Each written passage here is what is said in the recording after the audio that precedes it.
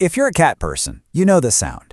It's that sudden clatter from the other room that just screams, well, there goes my favorite mug, or my keys, or that pen I really needed. It's a universal cat owner experience, right? So what is actually going on behind those big, innocent eyes? Seriously, it's one of the biggest feline mysteries. Are they just being little troublemakers on purpose? Or is something way more interesting happening in that furry head of theirs? Well, today, we're going to put on our detective hats and solve this thing. Let's dive in. You know the scene? The cat hops up, spots something, anything, and then starts that slow, deliberate push. A lot of the time, they'll even lock eyes with you, like right as they send it over the edge. It feels personal, doesn't it? But what if this so-called crime is actually this complex mix of ancient instincts, some pretty smart communication, and, get this, a little bit of physics? Let's take a look at the evidence. Okay, before we go any further, let's just get one thing straight. Your cat is not plotting revenge because you were 5 minutes late with their dinner. A cat's brain just isn't wired for things like spite. The real reasons are way older and, frankly, a lot more interesting than a grudge against your lip balm. So, the first and probably the biggest reason behind this whole thing is that deep down, inside every single house cat, there's a predator. Doesn't matter how spoiled they are, their instincts are still hardwired for the hunt.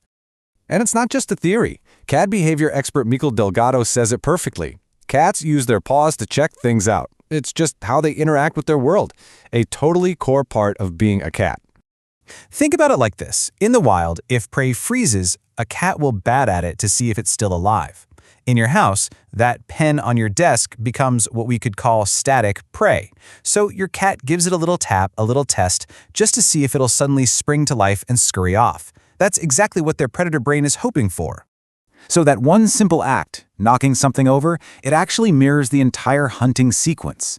The first tap is the test. Are you alive? The movement as it falls is like prey trying to escape.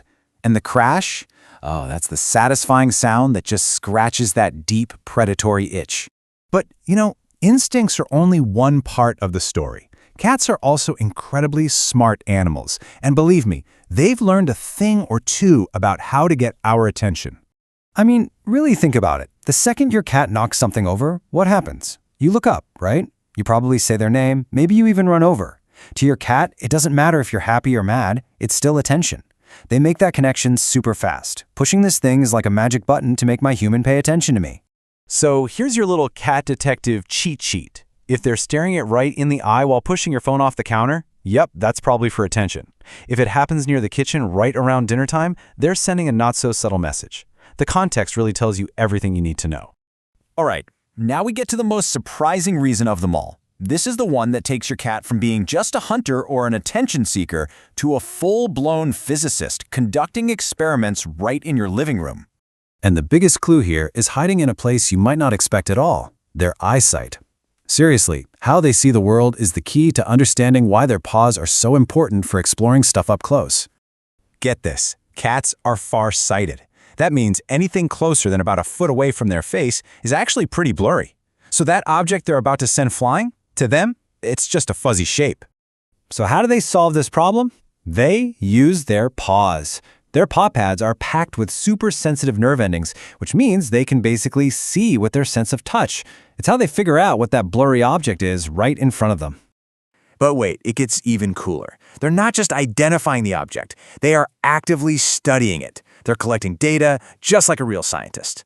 And here's the kicker. Studies have shown that cats actually have a basic understanding of cause and effect.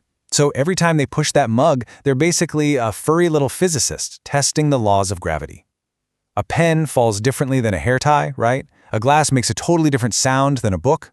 Each object is a new experiment, another data point in their ongoing quest to figure out how the world works. Okay, so now we know our cats are this amazing mix of predator, communicator, and scientist, so how do we actually live with them without all of our stuff ending up on the floor? The most important thing to remember is that you can't, and you really shouldn't, try to stop these natural instincts. The real trick is to redirect all that natural curiosity and energy into things that are safer and, less breakable. So think about making their space more exciting. Get some puzzle feeders or a cool cat tree. Make sure you schedule daily playtime with a wand toy to get that hunter energy out.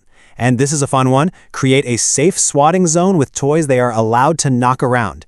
Give their inner physicist a safe lab to work in. Now, this tip might be the hardest one to follow, but it is the most important. Try your best not to react. Any attention, even yelling at them, is a reward in their eyes. It reinforces the behavior.